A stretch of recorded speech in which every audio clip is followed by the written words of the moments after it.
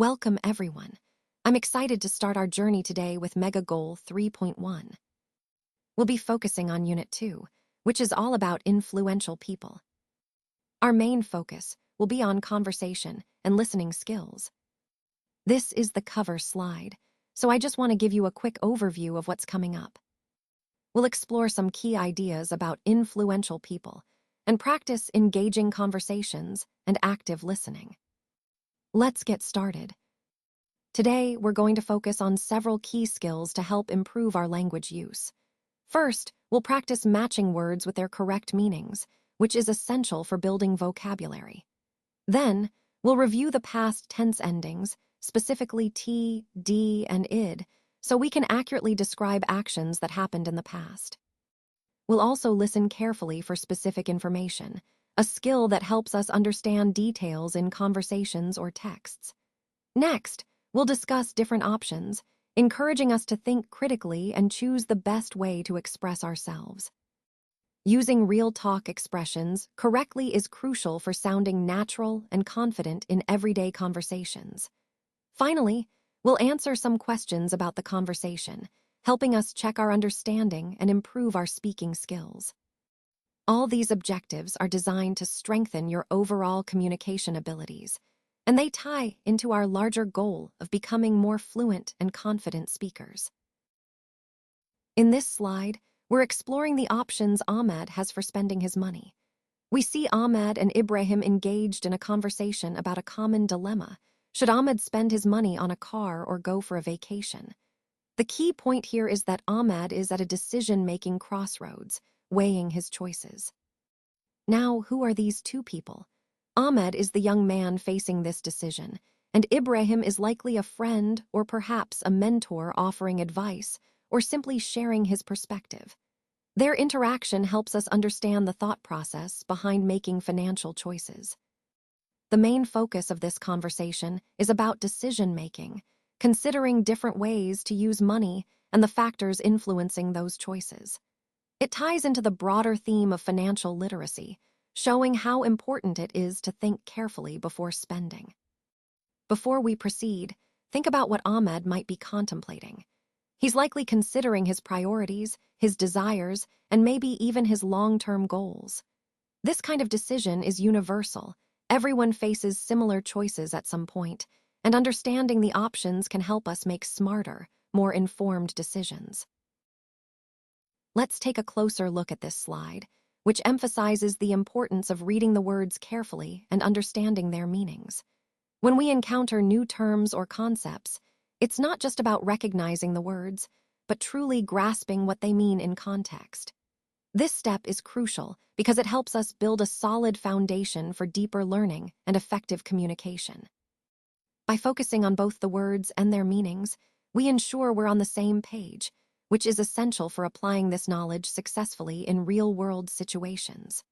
Remember, the goal here is to make sure we're not just familiar with the vocabulary, but that we understand it thoroughly, so we can use it confidently and accurately as part of our overall learning journey. So looking at these statements, the first one says, "I think you will buy a used car, because that is what I would do." This shows how personal preferences and assumptions can influence our predictions about others' decisions. The second statement is, "He can't make up his mind." This highlights indecisiveness, which is a common challenge when faced with multiple options. And finally, the third statement is, "He is considering buying a car, going on vacation, and putting the money in the bank." This gives us a glimpse into the different priorities and choices someone might be weighing. Overall, these points connect to the broader theme of decision-making and how people evaluate their options. It's important to recognize the factors that influence our predictions and understand that individual choices can be quite complex. Whether someone is leaning toward buying a used car or considering various financial decisions, our goal is to better understand these thought processes to improve how we communicate and support decision-making. Let's talk about the phrases we use to describe the options available to us. When you're presenting choices, it's important to communicate clearly and confidently. For example, you might say, "You could consider," or "One option is to," which helps introduce alternatives in a polite and professional way. Using phrases like, You might want to, or perhaps you could, makes your suggestions sound more conversational and less commanding. It invites collaboration and shows flexibility. It's also helpful to frame options positively, such as an advantage of this approach is, or this option allows you to, because it highlights benefits up front. Remember, the goal is to make the audience feel supported and informed about their choices. Connecting these phrases to the overall theme of effective communication ensures that your message is both clear and engaging. So, choose your words thoughtfully to guide your audience smoothly through the options you present. This slide doesn't contain enough information. That's why we're moving to the next slide. All right, let's take a moment to look at the timeline presented here. Starting with 500 BCE, and then moving back to 1000 BCE, and even further back to around 9000 BCE. These dates mark significant points in human history, especially when we look at the development of early civilizations and cultural advancements. Then, jumping ahead to 800 CE, we see a different period, one characterized by notable changes across various regions. Notice the numbers 3, 4, 6, 1, and 5. These might refer to key events or themes we've discussed earlier in the presentation, and they help us connect the dots across different time periods. Finally, the word listening here reminds us that understanding these historical timelines isn't just about memorizing dates, but about actively engaging with the stories and developments that shaped our world. Overall, this slide emphasizes the vast span of human history and highlights how different eras are interconnected in the grand story we're exploring.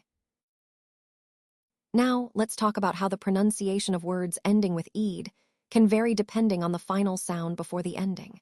This is an important concept because it affects how we speak and understand past tense verbs.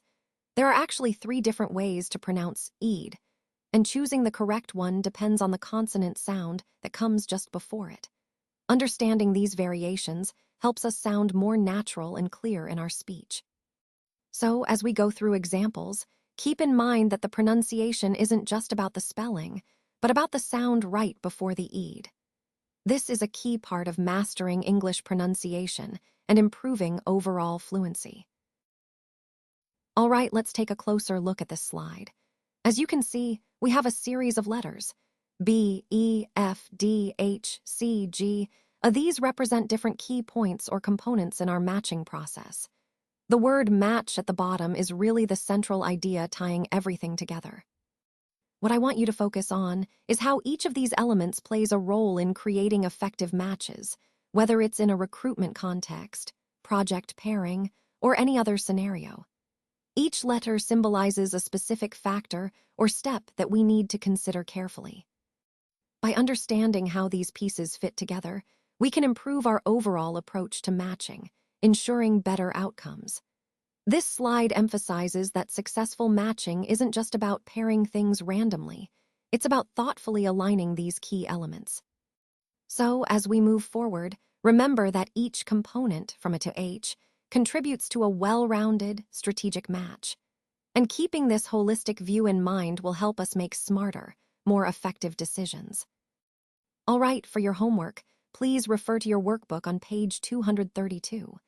There, you'll find exercise G. Make sure to complete this exercise thoroughly, as it will help reinforce the concepts we've discussed today. Remember, practicing these exercises is key to understanding and applying what you've learned. If you have any questions while working on it, don't hesitate to reach out.